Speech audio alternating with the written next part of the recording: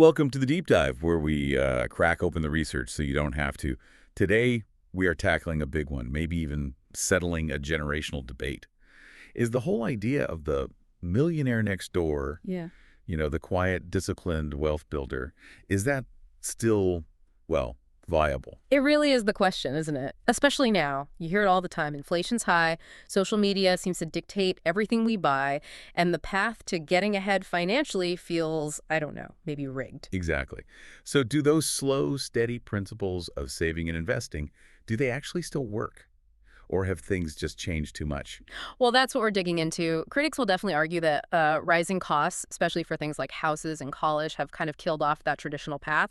But our deep dive today uses pretty fresh data collected between 2012 and 2018 to see if discipline, that internal stuff, still pays off more than just getting lucky. Okay, so let's get right to it. What did the data show, like right off the bat? When you strip away all the noise, what's the basic truth about building wealth today in America? The first big takeaway, it's a massive confirmation of the original idea, really. Achieving financial independence, it still requires that disciplined action over time.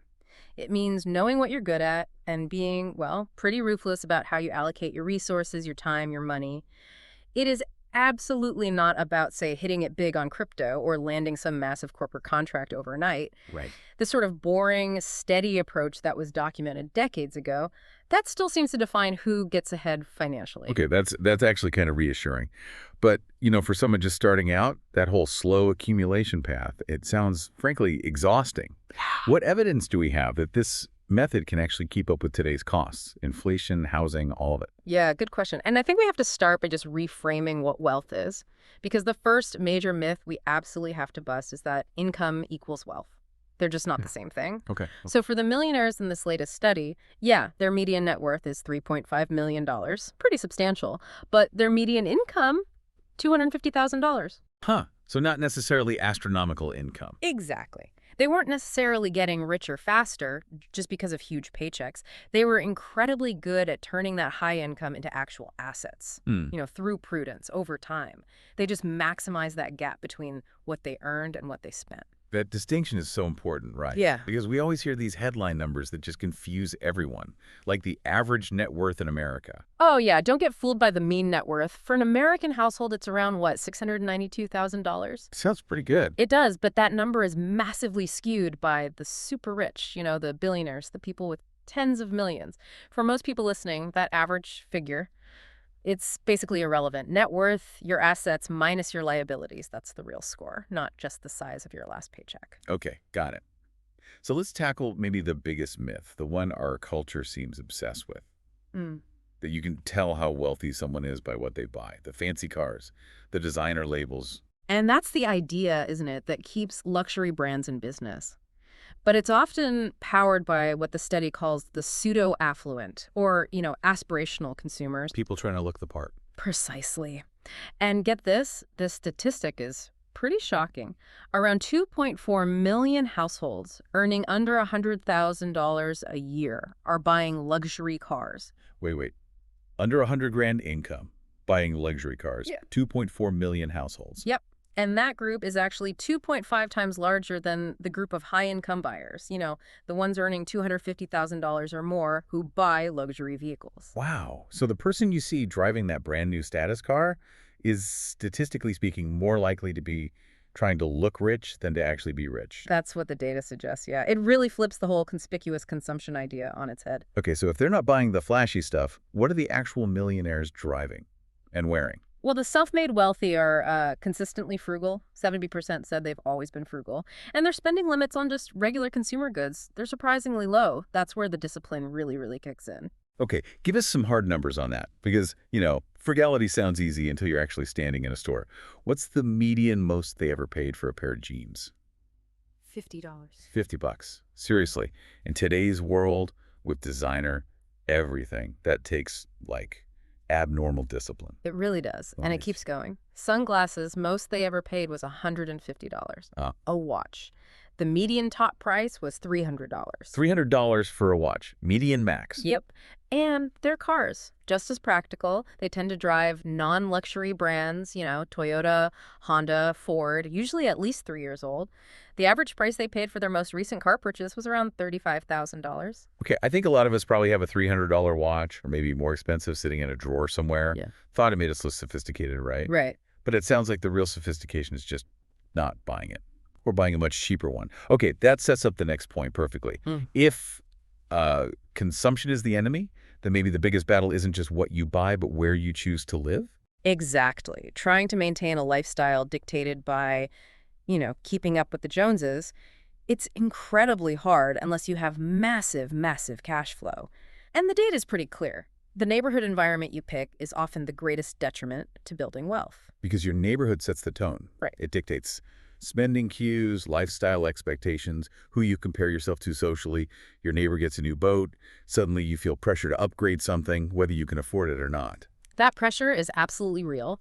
But the millionaires, they approach home choice strategically. There's a massive strategic element here. Most of them never bought a home that cost more than 3 times their annual income at the time. 3 times income. That's a classic benchmark, but it sounds like they actually stick to it. They do. And that restraint, it keeps their biggest fixed cost housing low, which frees up a ton of capital for other things like investing. And they apply that same strategic thinking to another huge expense, especially for higher earners: private school. Oh, that's a huge one, a massive resource allocation nugget, as you said. 72% of the millionaires surveyed said that when they bought their home, they deliberately looked for a neighborhood with excellent public schools. Ah, okay, so they're planning ahead. Big time. That single decision can save hundreds of thousands of dollars per kid. I mean, private school tuition, grades 1 through 12, it can easily run from $110,000 to well over $260,000 per student. Wow.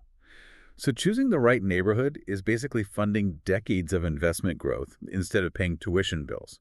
And that requires what the study calls social indifference. What does that mean exactly? Like, how does that play out day to day?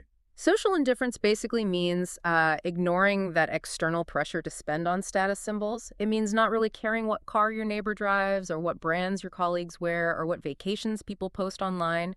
You're prioritizing your own future financial freedom over your current social standing, perceived or real. But wait, does ignoring social pressure mean you miss out on networking? Do you have to become like a hermit to get wealthy? No, not at all. It's about ignoring frivolous social pressure, the pressure related to consumption. These folks are often highly engaged in their communities and business, but they just don't let marketing or what their peers are buying dictate their financial plan. And the data on how they spend their time really highlights this. Okay, yeah, let's talk about the technology tax. Maybe the ultimate modern distraction. It's a big one. The average American, they spend something like 14 hours a week on social media. 14 hours. Wow. Yeah. Now compare that to the millionaires in this study sample. They spend only about 2.5 hours per week, and that's on all social media sites combined. 2.5 versus 14, that's nearly 12 hours difference every single week. Exactly. And think about what you can do with that time. That's potentially 11 or 12 hours a week that the wealthy might be spending on, I don't know, planning, reading, working on a side hustle, learning about investing instead of scrolling and comparison shopping. That adds up fast. Almost 600 extra hours a year focused on building wealth versus, well, consuming. Okay, so let's shift into the specific behaviors of the most successful group, the ones the study calls prodigious accumulators of wealth, the pause. Right. So you think about managing household finances like a job, being the household CFO, then success comes down to having specific skills or competencies. And a key one seems to be taking responsibility and feeling in control. People who genuinely take responsibility for their financial success, psychologists call it having an internal locus of control. They tend to end up with a significantly higher net worth. Okay, I have to push back a little there. It sounds good to say take responsibility, but what if the system does feel rigged sometimes? What if someone starts out with huge student debt or maybe grew up in poverty? Are we just blaming the victim? That's a fair challenge. And the study isn't saying external factors don't matter. Of course they do. But it's measuring attitude and focus. The people who tend to build wealth, regardless of starting point, are those who focus intensely on the things they can control, like their spending, their saving, their skills. They spend less energy blaming external factors, the government, the rich, whatever, and more energy on their own internal strategy. Shifting from complaint to action, basically. Okay, that makes sense. Focusing energy where it has an impact. And the core strategy It seems like it always comes back to that one boring, maybe unsexy factor: discipline. Especially with saving. Discipline is absolutely critical. 91% of the millionaires rated it as important for their success. And the number one difference between those prodigious accumulators, the PAWs, and the under-accumulators, the UAWs, it really boils down to the savings rate. How big a difference are we talking? It's huge. The data showed that the high-potential group, the PAWs, they saved 143% more every single month and every year than the low-potential group. 143% more. Yeah. Compound that difference over a 30 or 40-year career. Yeah. The gap in outcomes becomes massive, almost unavoidable, really. Okay, so saving is paramount. What about the other side of the equation, generating income? Are they all grinding away in high-stress corporate jobs, chasing huge salaries? Not necessarily, no. They definitely choose careers that align with their abilities. 81% said that was important. And interestingly, they tend to actually like their jobs. 70% reported high job satisfaction. That helps, I imagine. For sure. But what's also fascinating is how common moonlighting is, generating extra income outside of their main job. Ah, the side hustle. Mhm. So it's not just a millennial trend, it's actually a classic millionaire behavior. Seems that way, yes. Moonlighting lets them explore new business ideas, maybe test the waters for something entrepreneurial, gain market feedback, all while having the safety net of their primary income. They're kind of building their own little income streams for the future, maybe one small project at a time. Okay, interesting. Now let's get to the investing part. This is where I think a lot of people assume the next millionaire is different today. Chasing complex, high risk, maybe exotic deals, the kind of stuff you see hyped on social media. Right, that's another one of those big myths the research really debunks. Those exotic assets, hedge funds, private equity, fine art, collectibles, they only become a significant slice of the pie for the truly ultra-high net worth individuals.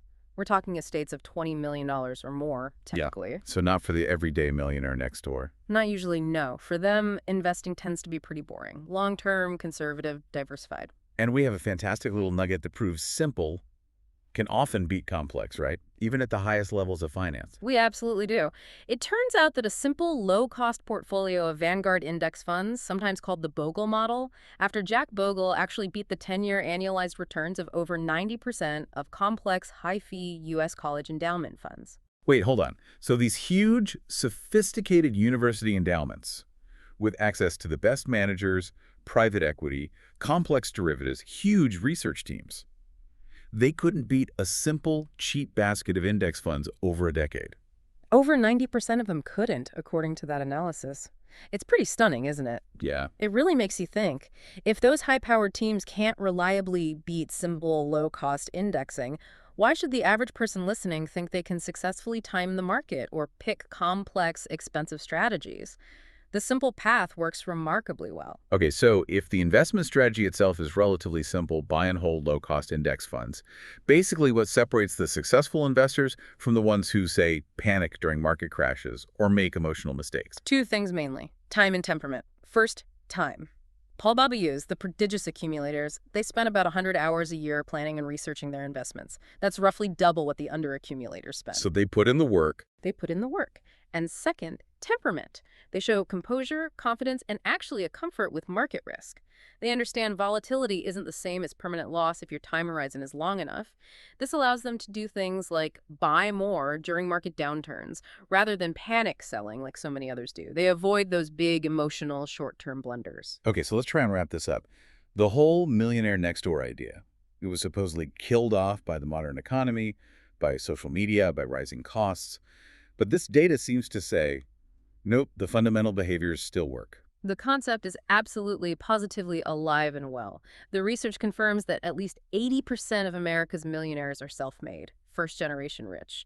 It shows that upward mobility is achievable, primarily through sustained behavior, discipline, consistent frugality, that social indifference to status spending, and taking personal responsibility for your financial path, regardless of all the noise and distractions around us. And the ultimate point here, maybe, is that the journey isn't really about piling up stuff. It's about buying freedom, buying options for your life.